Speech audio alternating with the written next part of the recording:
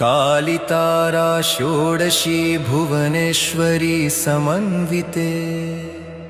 छिन्नाभैरवि धूमावती बगला मातृका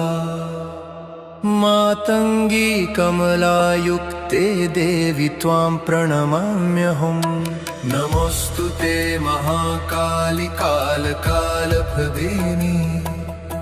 नमोऽस्तुते श्मशानस्था भयनाशिनी योगिनी नमोऽस्तुते